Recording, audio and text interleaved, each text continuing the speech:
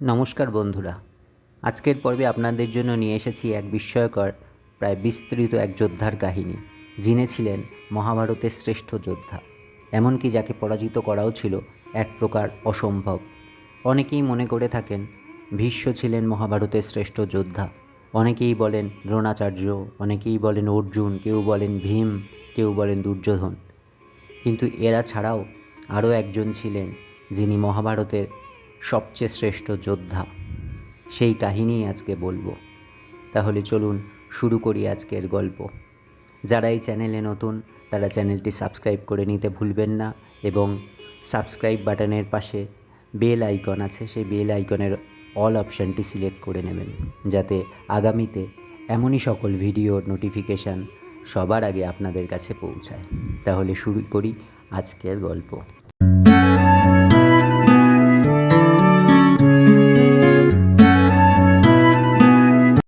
এই মহান যোদ্ধার নাম ছিল বার্বারিক।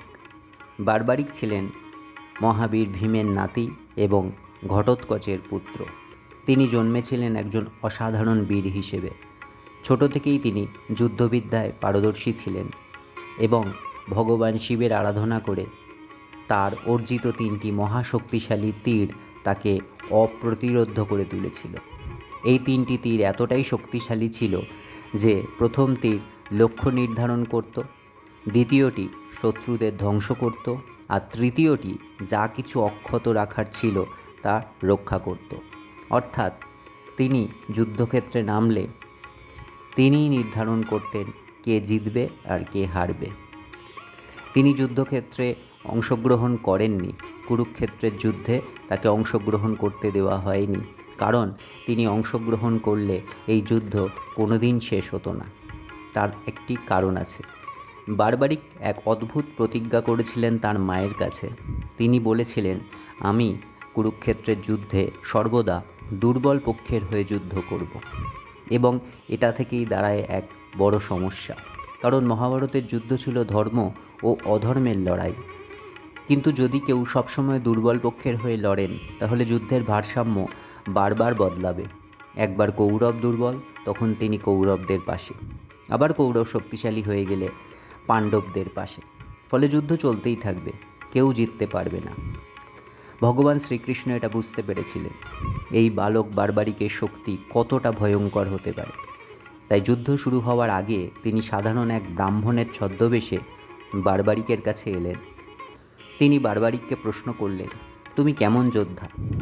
বার্বারিক বললেন, আমার 3টি তীরই যথেষ্ট। আমি চাইলে এক তীরেই পুরো কুরুক্ষেত্রের সেনা শেষ করে দিতে পারি। শ্রীকৃষ্ণ একটু সন্দেহ প্রকাশ করলেন। তিনি বললেন, দেখি তো তুমি কত বড় বীর, তার প্রমাণ দাও। বার্বারিক তখন কাছেই একটি গাছ দেখিয়ে বললেন, এই গাছের সব পাতা আমি একটি তীরে বিঁধতে পারি। তিনি প্রথমে এক তীর ছুড়লেন। শ্রীকৃষ্ণ চুপি চুপি একটি পাতা কেটে নিজের পায়ের তলায় লুকিয়ে রাখলেন।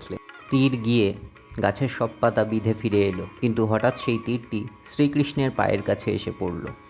শ্রীকৃষ্ণ তখন বুঝলেন এই যোদ্ধা কেবল শক্তিশালীই নয়, তার অস্ত্রে অলৌকিক ক্ষমতা আছে। শ্রীকৃষ্ণ তখন তাকে বললেন, যদি তোমার প্রতিজ্ঞা পালন করো, তাহলে তুমি একবার কৌরব একবার পাণ্ডবদের পাশে দাঁড়াবে। এতে যুদ্ধ কখনো শেষ হবে না। সেই জন্য আমি তোমার কাছে একটা দান চাইছি, যাতে এই কুরুক্ষেত্রের যুদ্ধ শেষ হতে পারে এবং তুমি কুরুক্ষেত্রের যুদ্ধে অংশ নেবে না। আমি তোমার কাছে তোমার মস্তক চাইছি, অর্থাৎ মাথা।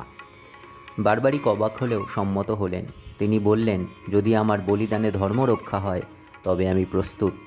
তিনি নিজের মাথা ছেদ করে শ্রীকৃষ্ণের হাতে দিলেন।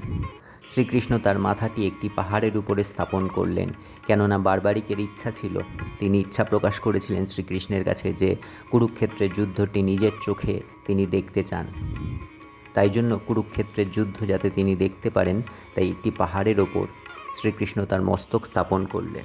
সেই পাহাড়ের ওপর থেকে বার্বারিক গোটা কুরুক্ষেত্র যুদ্ধটি দর্শন করেছিলেন।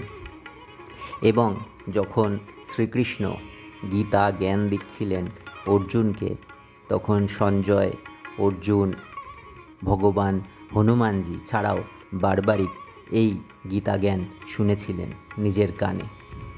মহাভারতের যুদ্ধ শেষ হওয়ার পর পাণ্ডবরা একে একে গর্ব করতে থাকেন যে কার অবদানে এই জয় তাদের পক্ষে এসেছে। কেউ বলেন অর্জুনের গান্ডীব, কেউ বলেন ভীমের গদা, আবার কেউ বলেন দ্রোণাচার্য বা ভীষ্মের পতন। তখন শ্রীকৃষ্ণ বলেন, আমরা যারা যুদ্ধ করেছি তারা প্রত্যেকে পক্ষপাত নিচ্ছি। চলো, যিনি গোটা যুদ্ধ নিরপেক্ষভাবে দেখেছেন তার কাছে যাই। তারা গেলেন সেই কাটা মাথা বারবারিকের মাথার কাছে। বারবারিক তখন বললেন, আমি যা দেখেছি তা একটাই, সর্বত্র কেবল একজনকেই দেখেছি, তিনি শ্রীকৃষ্ণ। যেখানেই ছিলেন অর্জুন, ভীম কিংবা কেউই বড় যোদ্ধা, কিন্তু যুদ্ধে সিদ্ধান্ত নিয়েছেন কেবল ভগবান কৃষ্ণ। অস্ত্র যারা চালিয়েছেন তারা যেন কেবল মাধ্যম, যুদ্ধ পরিচালিত হয়েছে ভগবান শ্রীকৃষ্ণের ইচ্ছায়। এই বক্তব্যে সকলের চোখ খুলে যায়, তারা উপলব্ধি করেন কৃষ্ণই ছিলেন আসল চালক। জনশ্রুতি অনুযায়ী বারবারিক পরে শ্রী খাটু শ্যামজি নামে পূজিত হন। রাজস্থানের খাটো শহরে তার বিশাল মন্দির রয়েছে। তিনি শ্যাম বাবা নামে জনপ্রিয়। বিশ্বাস করা হয় আজও তিনি ভক্তদের কষ্ট দূর করে থাকেন। যারা সত্যনিষ্ঠ তাদের রক্ষা করেন এই মহান যোদ্ধা, যিনি যুদ্ধ না করেই ইতিহাসের পাতায় অমর হয়ে রয়েছেন। বন্ধুরা, বারবারিকের জীবনে আমাদের শেখায় সত্য ও ধর্মের পক্ষে দাঁড়াতে সাহস দরকার। প্রকৃত শক্তি কখনো অহংকার করে না। ত্যাগই একমাত্র পথ যা একজনকে মহান করে তোলে। বারবারিক যুদ্ধে অংশ না নিয়েও ইতিহাসে জায়গা করে নিয়েছেন, কারণ তার ত্যাগ, বিশ্বাস ও শ্রদ্ধার জন্য। এই ছিল আজকের ভিডিও বারবারিক, সেই অজেয় যোদ্ধার কাহিনী যাকে হারানো সত্যিই অসম্ভব ছিল। ভিডিওটি ভালো লেগে থাকলে একটা লাইক দিন, কমেন্টে জানিয়ে দিন কেমন লাগলো, আর অবশ্যই চ্যানেলটি সাবস্ক্রাইব করুন এমন আরও দুর্দান্ত কাহিনী পেতে। পরবর্তী ভিডিওতে আবার দেখা হবে। ততদিন ভালো থাকুন, সুস্থ থাকুন। জয় শ্রীকৃষ্ণ, জয় শ্যাম বাবা।